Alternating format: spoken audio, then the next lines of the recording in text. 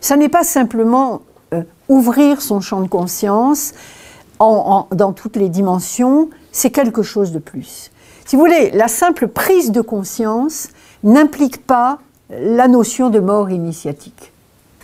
Et je crois que c'est toute la différence. Vous pouvez élargir votre champ de conscience sans pour autant passer par cette épreuve qu'est la mort et renaissance. Et là, je crois qu'il y a une très grosse différence. Donc, la question, me semble-t-il, doit être posée clairement.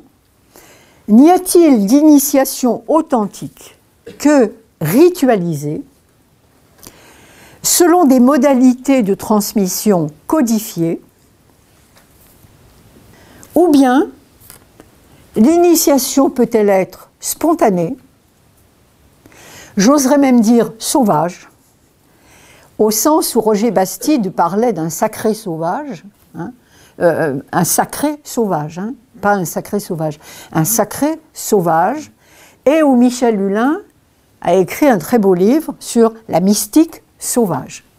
C'est-à-dire ces personnes qui n'ont rien cherché, rien demandé, ne se sont présentées dans aucune société pour être initiées, et puis se retrouvent à vivre des événements, des situations qui font, j'allais dire malgré eux, des initiés, entre guillemets, même si il faut se poser la question, qu'est-ce que ça veut dire? Est-ce que c'est authentique? Est-ce que ça ne l'est pas? Je crois qu'on ne peut pas faire l'impasse de cette question. Donc, pour illustrer ce que je viens de dire, j'opposerai volontiers deux exemples. L'initiation sauvage et l'initiation hyper ritualisée. À savoir, Carl Gustav Jung dans le Livre rouge et René Guénon. Je crois qu'on ne peut pas imaginer, c'est le grand écart.